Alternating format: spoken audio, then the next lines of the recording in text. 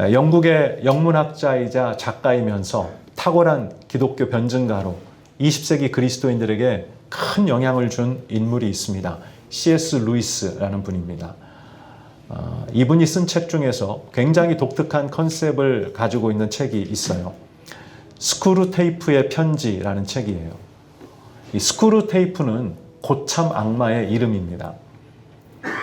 그에게 조카가 있습니다. 웜우드라는 이 조카가 있는데 신참으로 들어와서 이제 악마의 일을 막 시작했어요.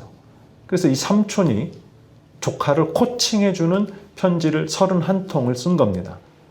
그러니까 어떻게 그리스도인들을 유혹하고 공격할지에 대해서 말이죠.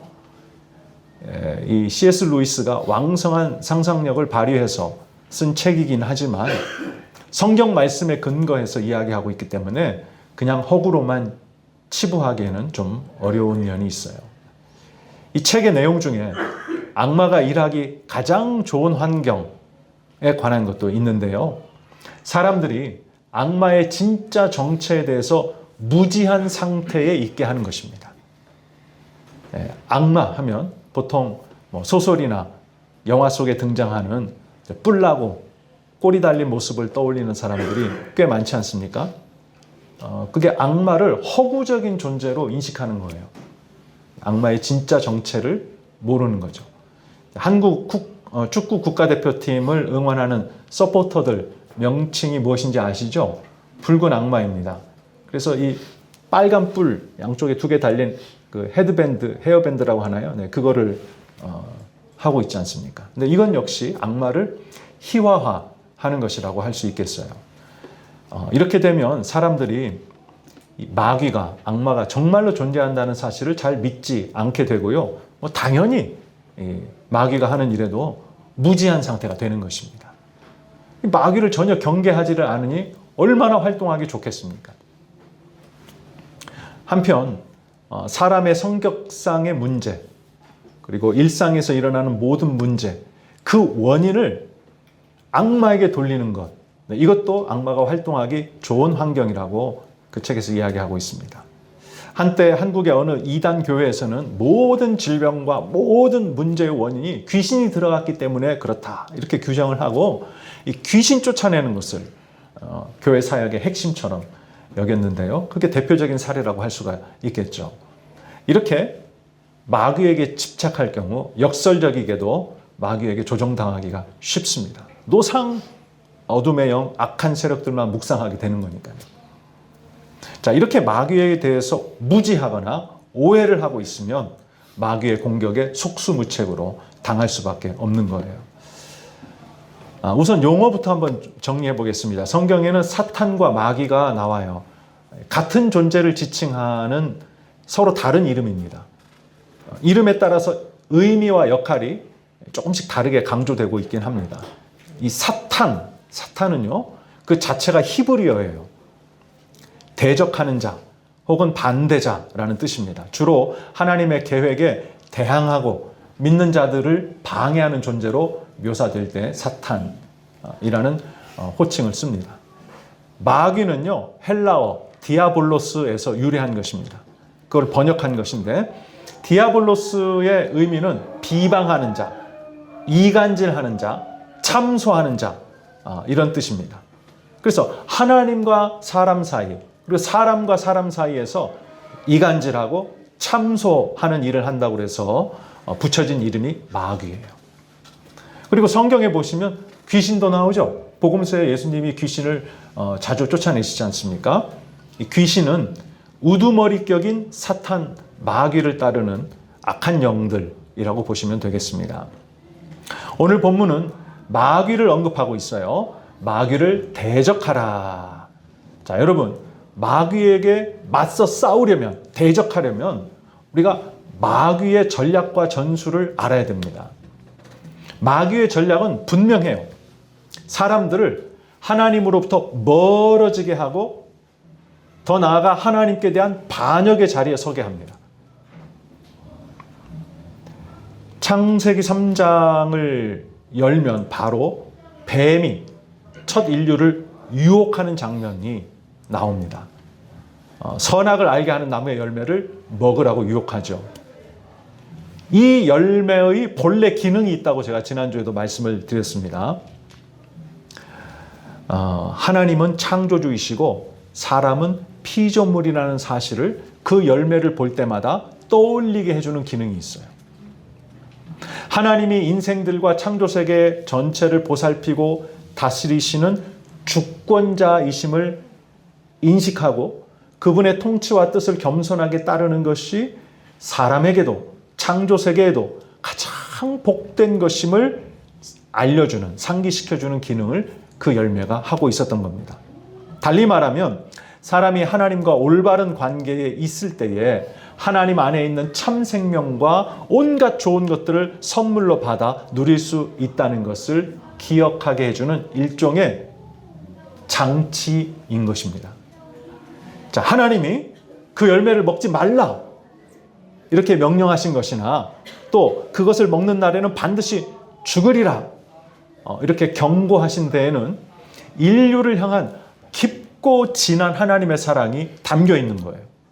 하나님과의 그 올바른 관계가 깨지지 않게 하시려고. 그런데 마귀의 전략은 사람들이 하나님과의 사랑의 관계, 그리고 하나님의 그 복된 뜻, 그것을 거절하게 해서 하나님과의 관계를 깨뜨려 버리는 것입니다. 하나님께 반역하게 하고 대신 자기에게 복종하게 만드는 거예요. 그럼으로써 세상을 거짓으로 속여서 자기의 지배와 통제 아래 있게 하려는 겁니다. 이게 마귀의 전략이에요. 이 전략을 위해서 다양한 전술을 펼치고 있는데요. 사람들로 하여금 참되고 유일하신 창조주 하나님은 존재하지 않는다고 믿게 해서 하나님을 아예 부인하게 만들어요. 한편 하나님의 뜻과 말씀에 무관심하게 해서 하나님을 전혀 고려하지 않고 하나님과 무관하게 살아도 아무 문제가 없다고 생각하게 만듭니다.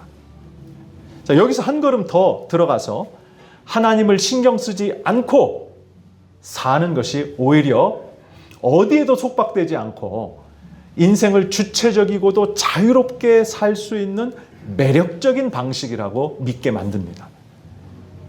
당신 인생은 오롯이 당신 것이니 당신 원하는 대로, 당신 마음 가는 대로 살라는 거죠.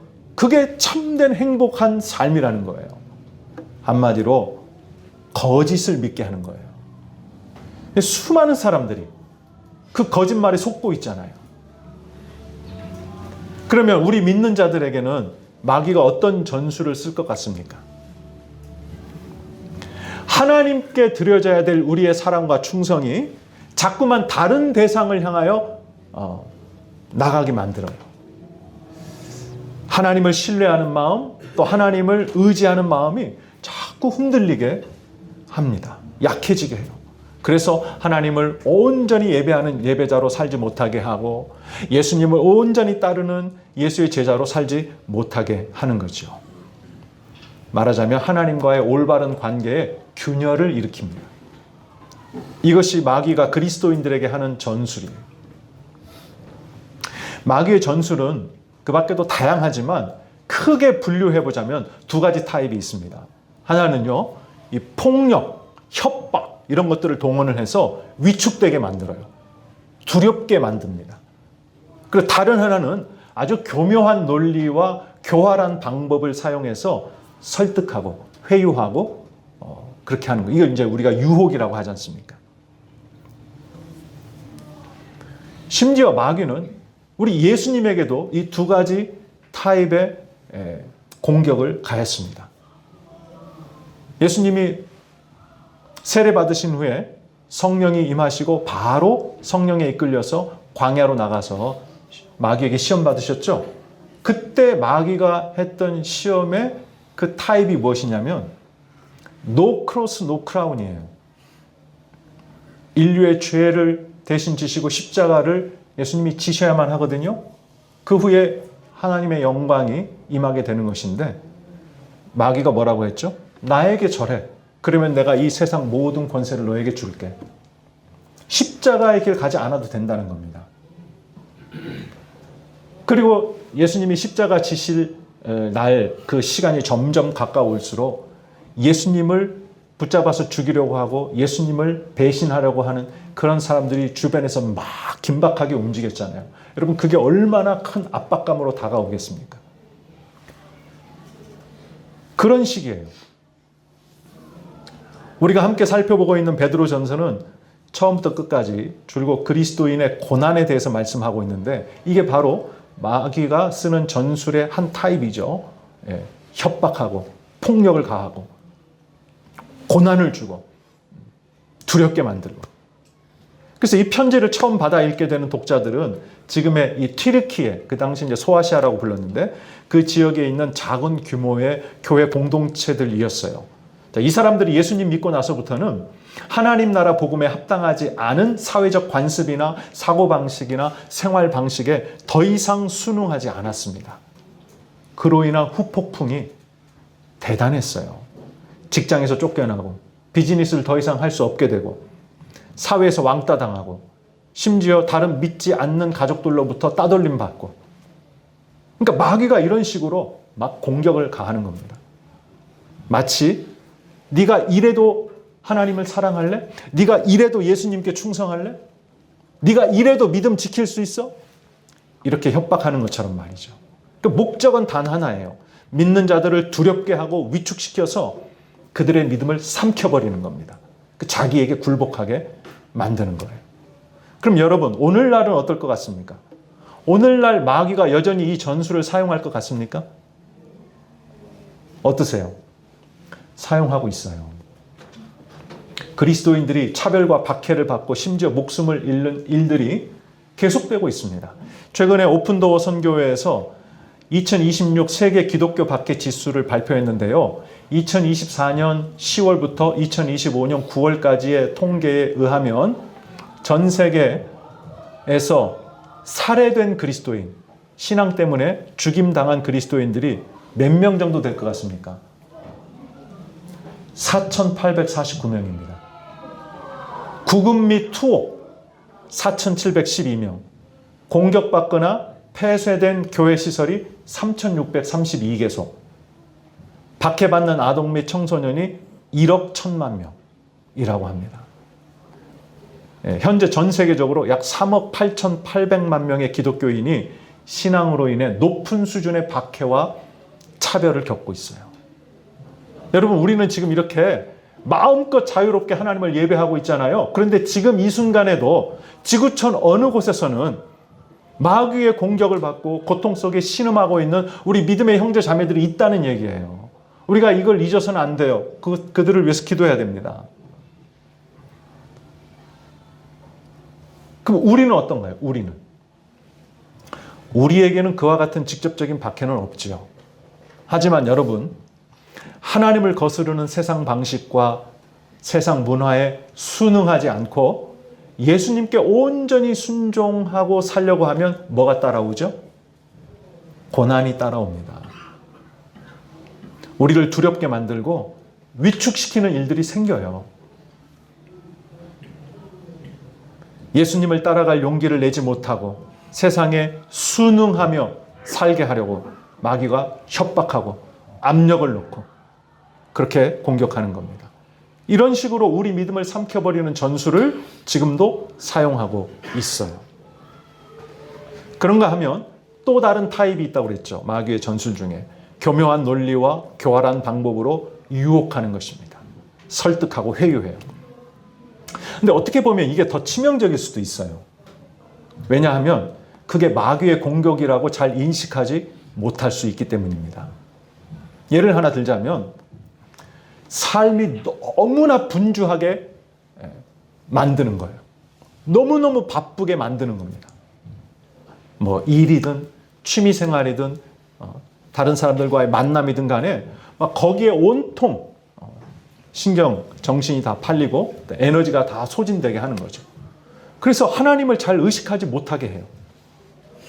월요일부터 토요일까지 6일 동안 내내 하나님 생각 별로 하지 못하다가 주일에 한번 예배 드리러 왔을 때만 잠시 하나님을 생각한다고 칩시다. 저는 우리 교인들 중에는 그런 분이 아무도 안 계시리라고 믿지만 그거는요, 마귀의 공격을 받고 있는 줄도 모르고 당하고 있는 겁니다. 거의 하나님과 상관없이 사는 거거든요.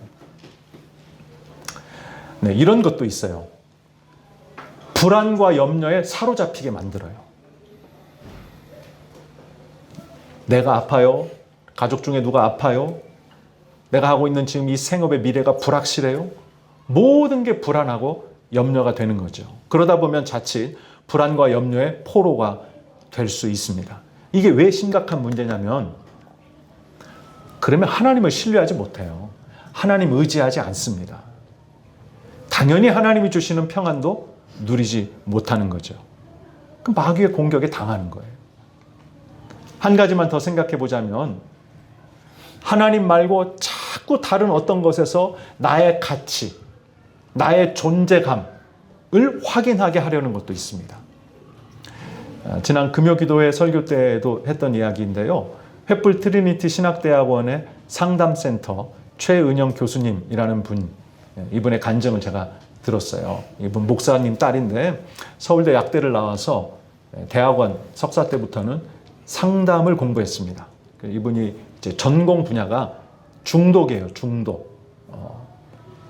그래서 중독 전문가로 아주 젊었을 때부터 방송 출연도 하고 하여튼 많은 데서 불려다니면서 강연하고 소위 세상적으로 아주 잘 나갔습니다. 근데 이분이 20대 후반과 30대 초반에 아이를 둘을 낳았는데 학교 일과 방송 일과 이런 너무 정신없이 바쁘게 지내면서 아이들 양육을 함께 살고 있는 시부모님에게 다 맡기다시피 했어요. 그러던 어느 날 초등학교 4학년인 큰애가 아이들을 방과 후에 다 끌고 PC방에 가서 자기가 게임비를 다 내주고 거기서 같이 게임을 한다는 거예요. 물론 엄마 지갑에서 돈 꺼내가지고 그렇게 자기가 생색내면서 했던 겁니다. 근데 이 사실을 동네 엄마들을 통해서 알게 됐어요. 아들 단속 좀 제대로 하라고. 너무 부끄럽고 창피하고 기가 막히고 마음이 무너져 내렸어요. 자기네 인생을 치열하게 열심히 살려고 노력했다고 생각했는데 결과가 이런 거예요. 아들 게임 중독. 근데 여러분, 하나님이 그때 이분에게 무엇을 깨닫게 했냐면, 야, 너도 중독자야. 그걸 깨닫게 해주셨어요. 자기가 중독 전문가인데 아들도 중독이고 자기도 중독자라는 걸 깨닫게 해주셨어요. 무슨 중독일까요? 1등 중독이에요. 늘 1등하고 늘 남들보다 뛰어나고 남들보다 앞서가고 사람들이 자기를 막 찾아주고 인정해주고 많은 일들을 하고 그런 데서 자신의 존재의 가치와 삶의 의미를 찾고 확인하려고 했던 거예요. 1등 중독. 거기서 만족을 얻으려고 한 것입니다. 여러분, 이게 마귀의 공격이에요. 하나님이 그걸 알려주셨어요. 마귀는 우리에게도 그런 방식으로 끊임없이 공격해요. 그래서 하나님께 드려야 될 우리의 사랑과 충성을 그런 것들에다가 갖다 바치게 만드는 것이죠. 그래서 거기에 넘어가면 10중 8구 나타나는 현상들이 있습니다. 먼저 끊임없이 남과 비교하면서 열등감과 우월감 사이를 왔다 갔다 해요. 그리고 기쁨과 감사를 잃어버립니다. 결국 마귀의 목적은요, 우리의 믿음을 삼켜버리는 거예요. 마치 허기진 사자가 먹잇감을 삼키는 것처럼 말입니다. 8절, 너희 대적부터 한번 같이 읽어보겠습니다. 오늘 본문 8절 시작. 너희 대적 마귀가 우는 사자같이 두루 다니며 삼킬 자를 찾나니. 네, 교우 여러분, 마귀의 공격은 우리가 이 땅에서 그리스도인으로 사는 동안에는 항상 있는 상수로 보아야 됩니다. 자, 그렇다면 우리는 어떻게 해야 될까요? 네, 오늘 본문에서 베드로 사도가 하고 있는 몇 가지 명령을 통해서 우리가 함께 살펴보겠습니다. 첫 번째로 따라서 해보세요. 근신하라. 네, 근신하라는 겁니다. 8절 처음에 나오죠. 근신하라로 번역된 헬라어 단어에는 술 취하지 말라 이런 의미가 포함되어 있어요. 자, 술에 취하면 우리 정신과 육체가 술에게 지배를 당해요. 근데 여러분이 아시겠지만 사람이 술에만 취합니까? 다른 것들에도 취해요. 앞서 언급한 세상의 지위, 명예, 인기, 돈, 권력, 네, 이런 것들에 취하게 됩니다. 다시 말해서 그런 것들에게 지배를 당해요. 근데 그 배후에 누가 있다고요? 마귀가 있어요. 사실상 마귀에게 지배당하는 겁니다. 여러분, 하나님의 마음에 합한 사람이라고 인정받았던 다윗. 이 다윗이 권력에 취했습니다. 권력에 취하자 무슨 짓을 저질렀는지 우리가 잘 알고 있죠. 자기의 충신, 우리아의 아내를 빼앗아서 거의 겁탈을 한 거죠. 그리고 그 우리아는 적들의 손에 모욕적으로 죽게 만들어요. 세상이 주는 것에 취하면 마귀의 공격에 이렇게 무너지게 되는 것입니다. 그리고 사람은 두려움, 근심, 염려 이런 것들에게 지배당하기도 하잖아요. 그래서 마귀가 이런 식으로 우리를 공격해 옵니다. 따라서 어떻게 해야 된다? 항상 근신해야 된다. 취하지 않게 해야 된다는 거예요. 세상이 주는 것에 취하지 않게 해야 된다. 그것들에게 지배당하지 않도록 늘 정신을 차리고 있어야 된다라는 것입니다. 근데 이렇게 하려면 어떻게 해야 될까요? 그런 질문을 할 수 있잖아요. 제가 좋은 방법을 말씀드릴게요. 성령 충만하면 됩니다. 뭐 하면 된다고요? 성령 충만하면. 자, 에베소서 5장 18절 같이 읽어보겠습니다. 시작. 술 취하지 말라. 이는 방탕한 것이 오직 성령의 충만함을 받으라. 자, 여기 술 취하는 것과 뒤에 성령으로 충만한 것을 대조시키고 있어요. 대비시키고 있습니다. 이게 무슨 의미냐면 술의 지배를 받는 것과 성령의 지배를 받는 것을 대비시키고 있는 겁니다. 여러분, 성령 충만하면 무슨 이미지를 떠올리시는지 모르겠는데 성령 충만의 의미를 바르게 아셔야 됩니다. 그거는 성령의 지배를 받는 거예요. 우리의 생각, 우리의 감정, 우리의 삶이 성령의 지배를 받는 게 성령 충만이고요. 우리가 성령 충만하면 다른 것의 지배를 받지 않아요. 사랑하는 교회 여러분, 우리 모두 성령 충만합시다. 성령이 우리를 지배하시도록 우리 자신을 온전히 내어드립시다. 그럴 때 우리가 근신하라는 이 명령을 따를 수 있어요. 마귀와 대적하여 싸울 수 있습니다. 두 번째로 깨어라입니다. 따라서 해보세요. 깨어라. 네, 이 말은 잠들지 말라, 경계를 늦추지 말라 이런 뜻이에요. 마귀의 공격은 매우 교묘하고 교활하기 때문에 우리가 영적으로 깨어있지 않으면 알아채기가 어려워요. 영적 전투가 지금 벌어지고 있는 중이라는 것도 몰라요. 부자지간을 좀 안 좋게 얘기해서 그렇지만 이제 솔로몬 얘기를 한번 해보겠습니다. 이 솔로몬은 성전을 지은 왕이잖아요. 그랬던 사람이 나중에 자기 아내들에게 이끌려서 온갖 이방신들 앞에 가서 절하는 우상 숭배자가 됩니다. 마귀가 그의 믿음을 삼켜버렸어요. 도대체 어떻게 하다가 이렇게 됐을까요? 왜 그랬을까요? 주변의 이방 나라들 공주들과 정략 결혼을 해서 얻은 아내들이거든요. 이 출발부터가 잘못됐어요. 근데 그렇다 하더라도 솔로몬이 영적으로 깨어서 경계를 늦추지 않았다면 그 지경까지는 가지 않았을 거예요. 여러분, 참으로 두려운 사실이 뭔지 아십니까? 교회를 다녀도 예배를 드려도 영적으로 깨어있지 않을 수 있다는 사실입니다. 마귀의 공격에 맥없이 쓰러지는 경우를 우리가 교회 안에서 종종 보지 않습니까? 그러면 어떻게 해야 깨어있을 수 있을까요? 말씀을 가까이 하는 것과 기도하는 것을 통해서 하나님과 늘 영적으로 연결 상태에 있어야 됩니다. 늘 하나님과 연결되어 있어야 돼요. 이런 점에서 말씀과 기도로 하나님과 인격적이고 친밀한 만남을 갖는 것 너무나 중요합니다. 가능하다면 정해진 시간에 정해진 장소에서 날마다 하나님과 사귐의 시간을 갖는 것이 필요합니다. 여러분이 혹시 너무너무 바빠서 시간을 내기가 어렵다? 그러면 짧은 시간이라도 괜찮아요. 길지 않아도 괜찮습니다. 근데 이거를 반드시 하셔야 돼요. 그래야지 영적으로 깨어서 경계를 늦추지 않을 수가 있습니다. 우리 모두 말씀과 기도로 깨어 있으십시다.